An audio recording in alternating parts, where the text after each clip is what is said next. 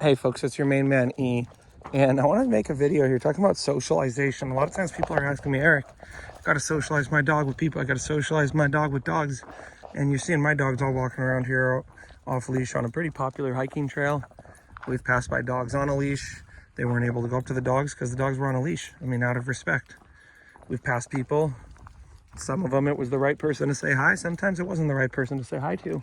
Nessie. You know, we've even got little Nessie here, a foster dog who's just 1 year old, learning how she's going to succeed when she gets adopted. But like oftentimes when people are taking the dogs out and they're talking about socialization, they're talking about taking the dog out and having the dog meet people and meet dogs.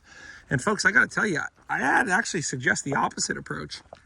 I'd actually suggest you don't do that any more than is absolutely necessary. And what I mean is, you know, if I take my dog out and they're meeting people and people are getting them all excited, and, you know, what can happen is I can have a dog who's walking around wondering, like, hey man, when is that person who's going to show up and get me all excited? Let's say I have a dog who walks around and just meets dogs randomly at times. You know, I might be walking them around and they're going, man, I don't know when that dog's going to show up. Emaniti, maybe that dog's going to show up and I'm going to get to say hi to a dog. That'll be really exciting. We might even jump around on the side of the road.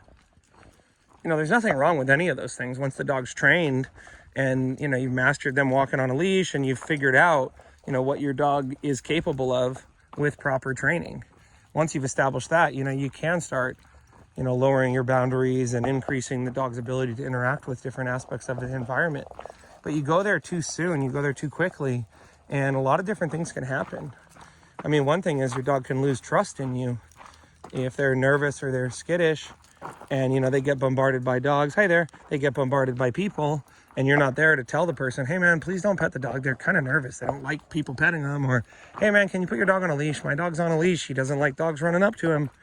You know, the dog can kind of lose trust in you and they can think, hey man, I've got to be the one to set boundaries. I've got to be the one to tell people not to pet me. I've got to be the one to tell dogs not to approach because my owner is not aware of when is the right time to meet and when's not the right time to meet. And, you know, it's counterintuitive. There's been dogs, I might say to them, hey man, you're not meeting anybody for 3 or 4 months. We're just going to focus on all the other aspects of going places together. And a lot of times what we find is after 3 or 4 months, the dog goes, hey man, I think I'm ready to meet people now. Oh, okay. Another thing that can happen when your dog's meeting people all the time and meeting dogs all the time is they can become very distracted and anticipate that some person or some dog is going to show up at any moment and get them all excited and cracked out of their mind. And a lot of times this dog or this person that shows up, it'll actually undermine the training. You know, like I have a dog off leash, another dog runs up to him and then goes, come on man, let's go. And I tell my dog, hey, come back when called. But the other dog's going, no man, don't do that. Keep running with me. Forrest, come on Forrest. Come on Forrest, good boy Forrest. Good boy Forrest. Good Forrest. Okay, break. Sometimes, you know, you're calling your dog and people keep petting the dog and you're calling the dog over. I mean, just the other day I was calling Lily. Someone's petting her. I was like, lady, can you stop petting the dog? I'm calling the dog to me. Oh, okay.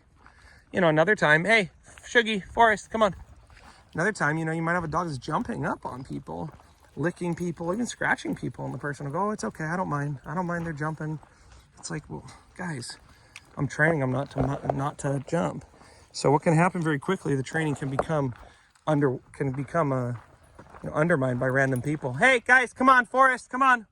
Come on, Forrest. Come on, Sugar. Come on, Lily. Come on, Lily Bean. Come on, Shuggy. Shuggy, don't. Forrest. Come on, Brady. Come on, Tom Brady. Come on, Lily. Good. Good, everyone. Good. How you doing? Oh yeah, no problem. We do this all day. Hey, Brady, come on. What's your name? My name's Eric. Eric Stokel, follow leader canine. Lily.